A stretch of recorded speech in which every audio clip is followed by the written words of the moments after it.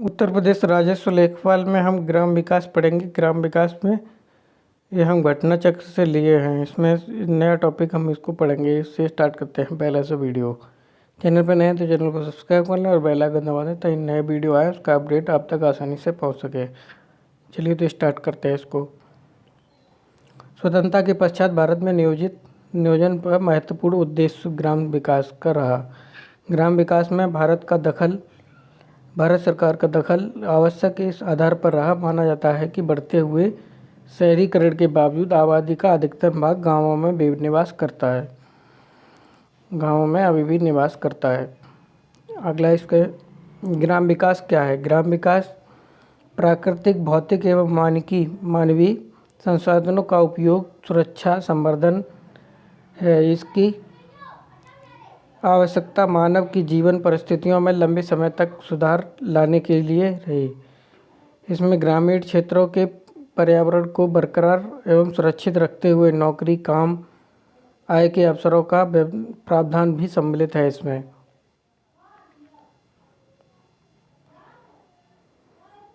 भारत की स्वतंत्रता के समय ग्राम विकास की आवश्यकता क्या है। स्वतंत्रता के समय भारत की अर्थव्यवस्था कृषि आधारित थी। जनसंख्या के लगभग 85% लोग ग्रामीण क्षेत्रों में निवास करते थे। वे अपनी आजीविका कृषि एवं अन्य कार्यों से चलाते थे। 20वीं सदी के प्रारंभ में पूर्वार्ध के वर्षों में कृषि की विकास दर केवल 0.3% थी। निरक्षरता 85% थी। मलेरिया, हैजा और चेचक जैसी बीमारियों का सामना करते हुए जन स्वास्थ्य सुविधाओं का बहुत कम थे।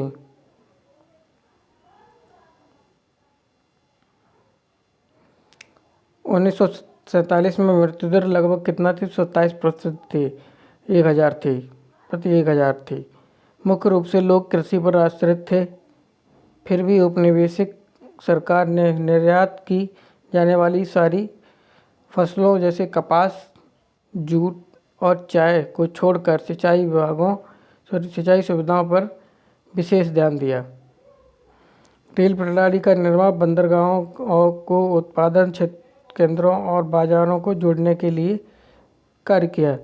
शिल्प क्षेत्रों पर भी अंग्रेजों के शासन के दौरान बुरा प्रभाव पड़ा। अंग्रेजों के शासनकाल में औद्योगिकरण का आधार बहुत ही संकीर्ण था, जो कुछ शहरों एवं राज्यों की सीमित था। ग्रामीण क्षेत्रों के बहुत ही कम जुड़ा हुआ था।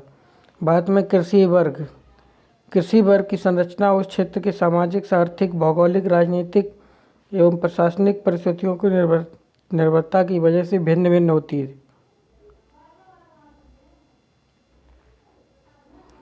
भूमि नियंत्रण की प्रकृति एवं भूमि का उपयोग एक जगह से दूसरी जगह का या एक जगह पर भिन्न हो सकते हैं। जैसे उस क्षेत्र के उत्पादकता पर निर्भर होता है, जिसका कारण ज़्यादातर मृदा के प्रकार, जल की उपलब्धता, उन्नति कृषि विधियों को अपनाने एवं दूध संरचनाओं पर बाजार की ताकत, समेकित एवं राजनीतिक प्रशासनिक व्यवस्था थी।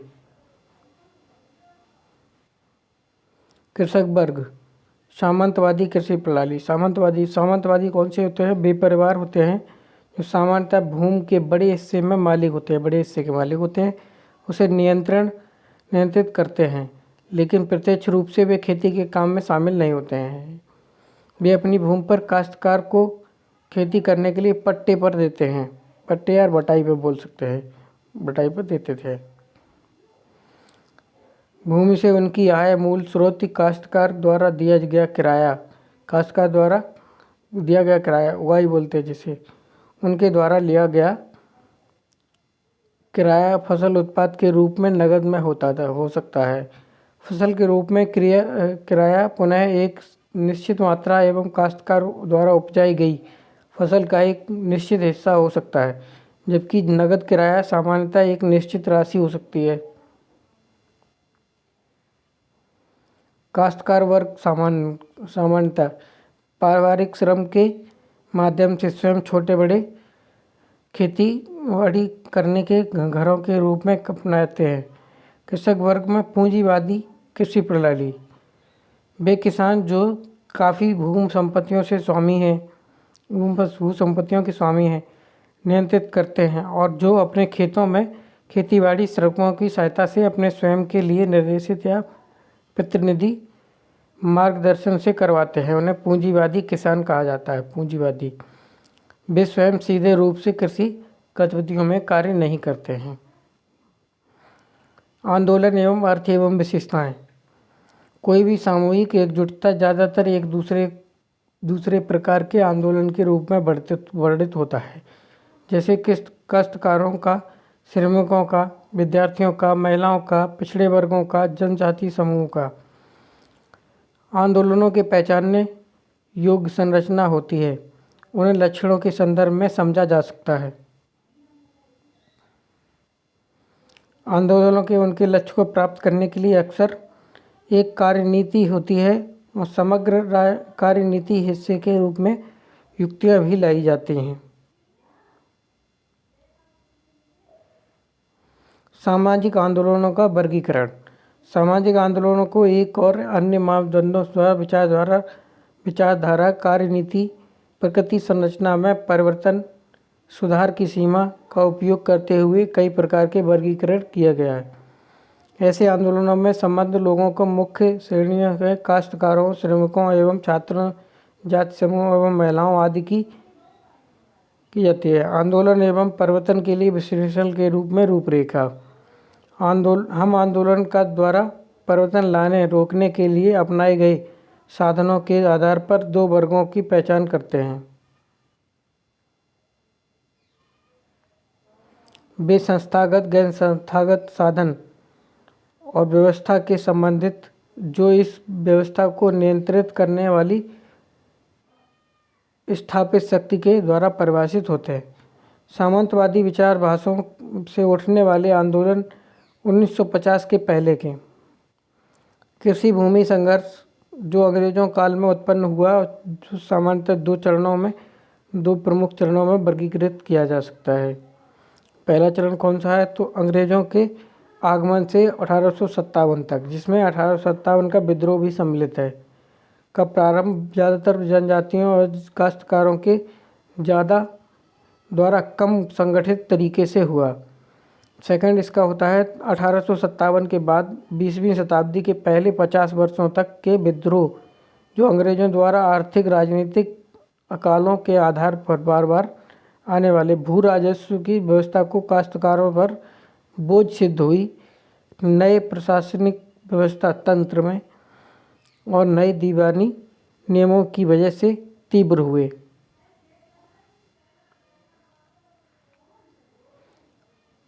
सामंतवादी विरोधाभासों से उत्पन्न होने वाले आंदोलन 1950 के बाद के कुछ आंदोलन सामंतवादी विरोधाभासों के उत्पन्न हुए, क्योंकि भूमि सुधारों का कार्यान्वयन धीमा था। उनकी वृद्धि सामंतवादी शक्तियों के साथ अफसरशाही एवं नेताओं के छुपे सहयोग के बाधित हुई। इसमें ग्रामदान 1950, स्वतंत्रता प्राप्ति और गांधी जी की मृत्यु के पश्चात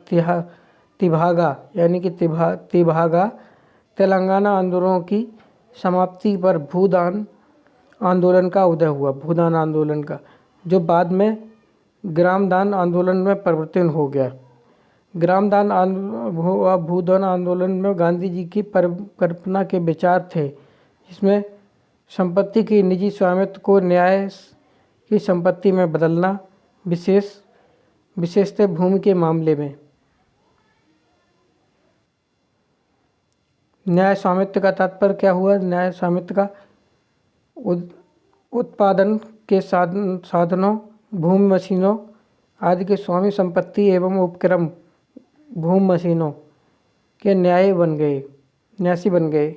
यह उस समुदाय की होगी जिस पर वह श्रम करेगा वो उसी का होगा। विनोबा भावे का भूदान आंदोलन नालगोंडा से प्रारंभ हुआ, जो तेलंगाना आंदोलन की जन्मस्थली था। इससे काश्तकारी एवं कृषि श्रमिकों के शोषित वर्ग के लिए उत्पादन, वितरण एवं वैकल्पिक समतावादी व्यवस्था के लिए संरचनात्मक विकल्प बनाने एवं प्रयास किए, जिससे सीमांतवादी कृषि भूमि व्यवस्था में को बदला जा सके।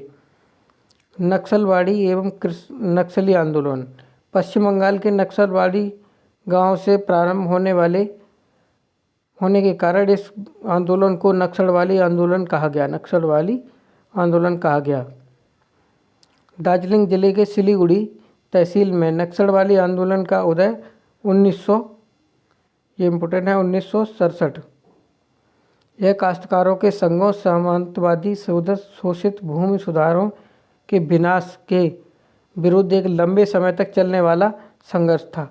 पश्चिम बंगाल की समस्या सार किसी अन्य राजस्व की तरह ही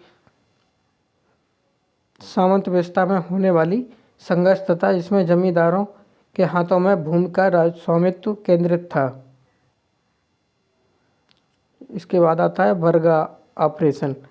ऑपरेशन बरगा पश्चिम बंगाल सरकार के विभिन्न भूमि सुधार कार्यक्रमों में से एक था, जो बटाईदारी के अवलेखन और बटाईदारों के स्थायी एवं पैतृक अधिकार देने के प्रारंभ किए गए एक विशेष अभियान के संबंध में।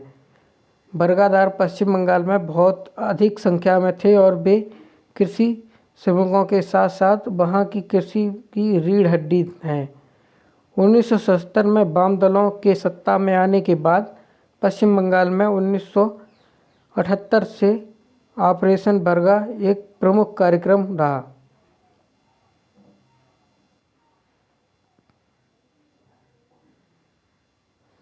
इस ऑपरेशन का प्रमुख पहलू बरगादारों का पंजीकरण था।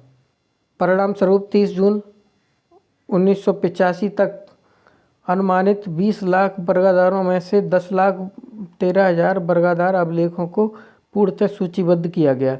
बरगादारों के पंजीकरण में बटाईदारों को पट्टों की कानूनी सुरक्षा दी गई। केंद्र की सरकार नरसिम्हा राव सरकार ने वर्ष 1991 में निजीकरण एवं उदारीकरण एवं भूमंडलीकरण की कृषि आर्थिक नीति प्रारंभ की। हाल ही में भारतीय कृषि में गंभीर समस्याएं उत्पन्न हुई। यह समस्या भूख से मृत्यु, किसानों की आत्महत्या की बढ़ती घटनाओं से और अधिक प्रदर्शित होती है। अभी भी भूख से होने वाली मौतों की ज़्यादातर संख्या देश के पिछड़े क्षेत्रों में नियमित रूप से दर्ज होती है, जिससे विशेषतः आंध्र प्रदेश, ओडिशा, राजस्थान में बढ़ी है। यद्यपि WTO समझौतों, विशेषतः आयात एवं मात्रात्मक पाबंदी QJ हटाने के परिणाम स्वरूप पश्चिमी क्षेत्रों में बड़े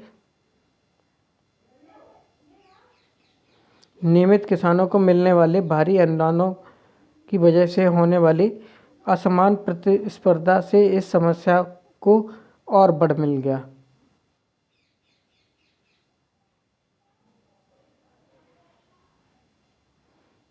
AIKSS ने उत्तर प्रदेश के फैजाबाद, वर्तमान में जो अयोध्या हो गया है, में नई कृषि नीति के विरोध में मार्च 2001 में काश्तकारों का एक सम्मेलन आयोजित किया।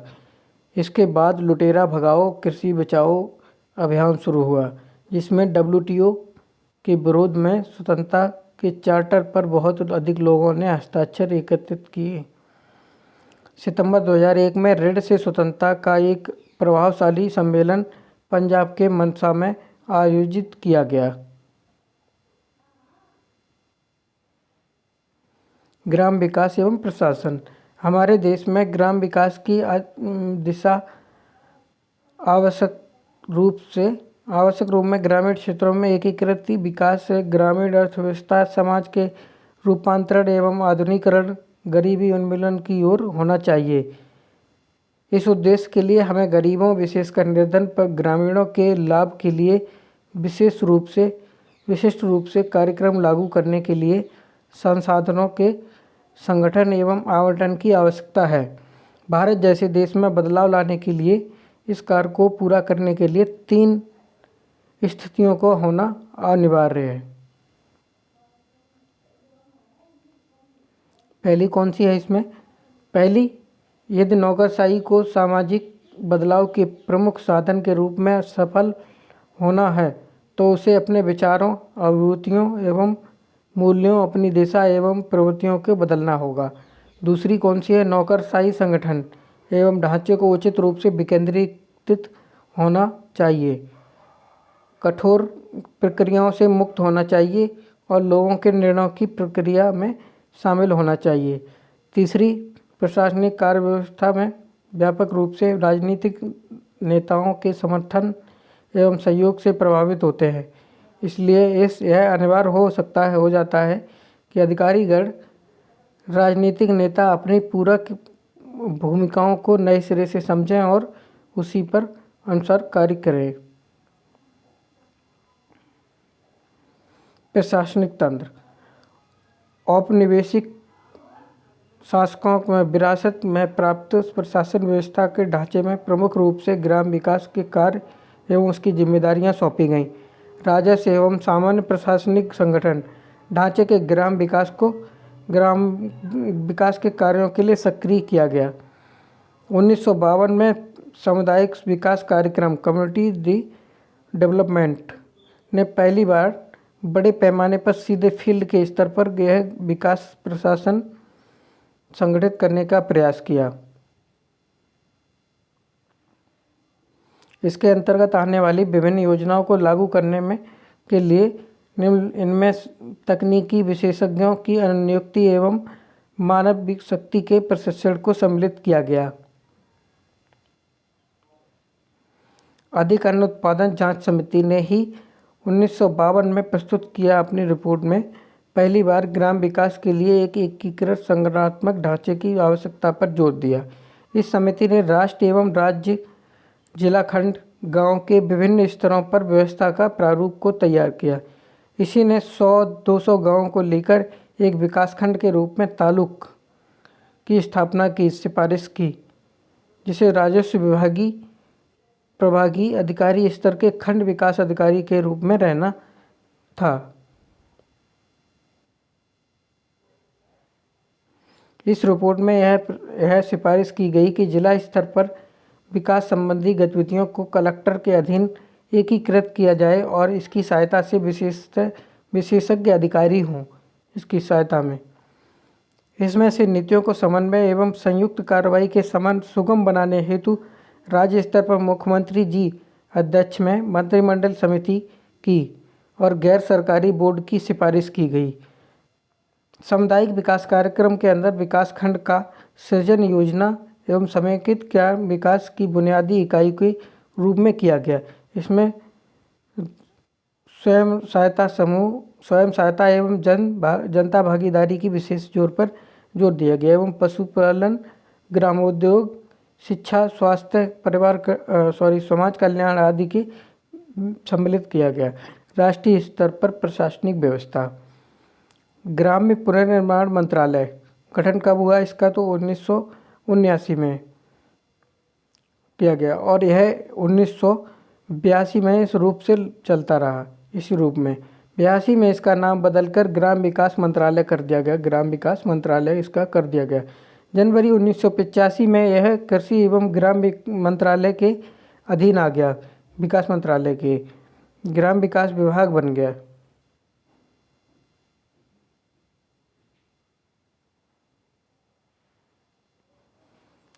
सितंबर 1985 में इस मंत्रालय का नाम एक बार फिर बदल दिया गया।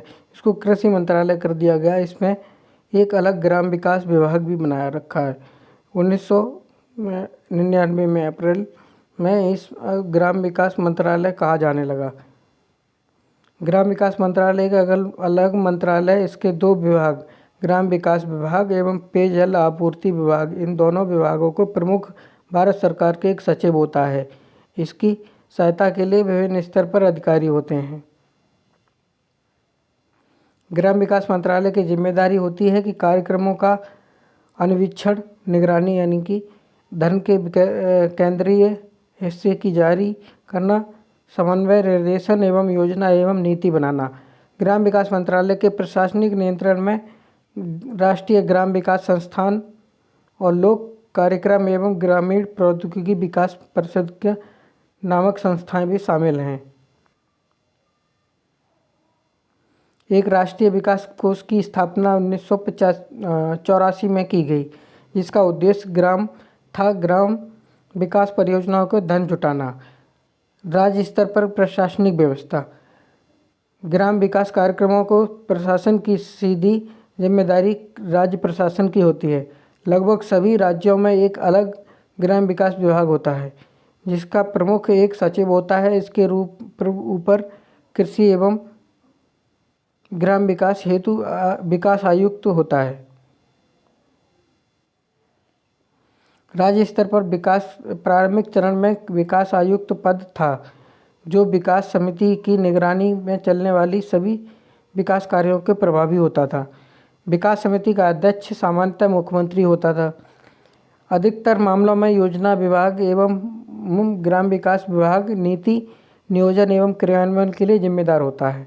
मुख्य सचिव, कृषि उत्पादन आयुक्त, प्रधान सचिव की अध्यक्षता वाली समन्वय समिति योजना को समीक्षा की स्वीकृत समन्वय, निगरानी एवं मूल्यांकन का काम करती है। जिला स्तर पर प्रशासनिक व्यवस्था। जब समुदाय विकास कार्यक्रम शुरू किया गया था तो जिला कलेक्टर को जिले में समुदाय विकास कार्यक्रम का प्रमुख बनाया गया था। कलेक्टर ही जिले में योजनाओं को समन्वय करता और जिला योजना समिति की अध्यक्षता करता था। इस समिति में सरकारी एवं गैर सरकारी सदस्य होते थे, जिनकी सहायता एक जिला योजना अधिकारी करता था।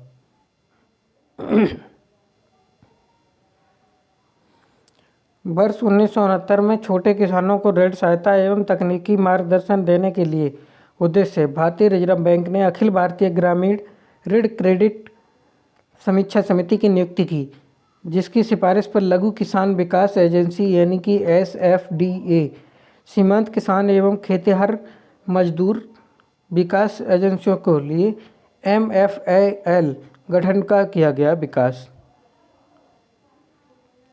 सोसाइटी पंजीकरण अधिनियम 1860 के अंतर्गत पंजीकृत जिला स्तर पर एक स्वायत्तशासी एजेंसी अध्यक्ष जिला कलेक्टर की स्थापना की गई, जिसका काम SFDA यानी कि FMAL को लागू किया करना था। सूखा प्रवण क्षेत्र जैसे DPAP, मरुस्थल विकास कार्यक्रम DDP को 1970 के दशक में शुरू किया गया। 1970 के दशक में खंड और गांव के स्तरों पर प्रशासनिक व्यवस्था।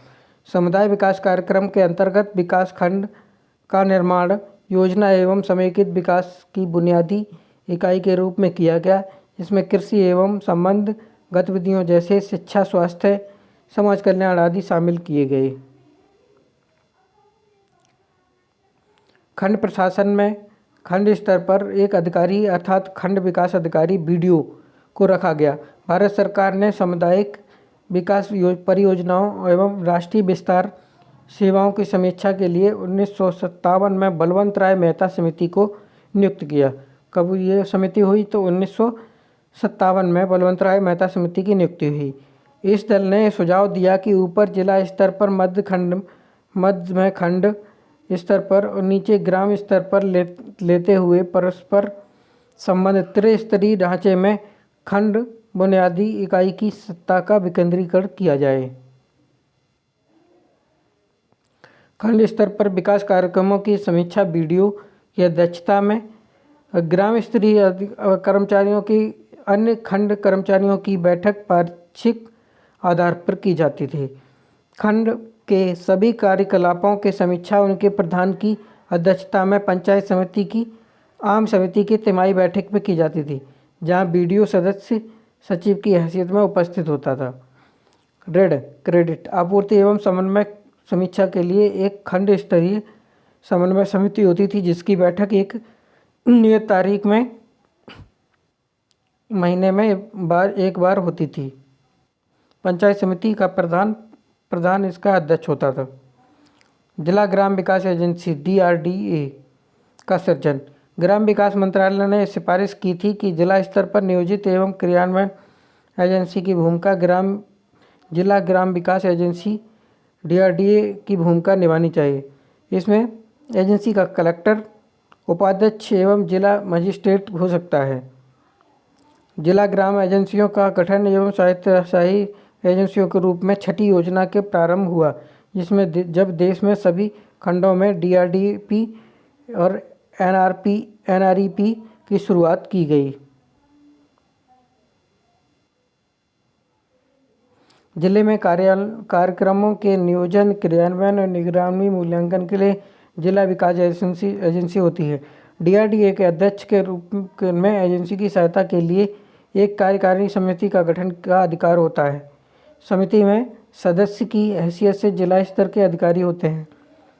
ग्राम विकास मंत्रालय ने जिला कलेक्टर अध्यक्षता में एक जिला विकास समिति के गठन की सुझाव दिया। इस मुख्य कार्य होता था जिला स्तर पर विभागों एवं खादी ग्राम उद्योग बोर्ड के जिला उद्योग केंद्र को बैंकों जैसी अन्य एजेंसियों के तालमेल को बनाए रखना। एजेंसियों के काम में तालमेल। यह समिति जिले में चल रहे विभिन्न कार्यक्रमों, प्रणाली एवं समीक्षा एवं कार्यक्रमों में क्रियान्वयन संबंधी दैनिक समस्याओं को निपटारा करती थी। चैनल पर नए तो चैनल को सब्सक्राइब कर लें और बेल आइकन दबा दें ताकि नए वीडियो आए उसका अपडेट आप तक आसानी से पहुंच सके। ऐसे वीडियो आते रहेंगे।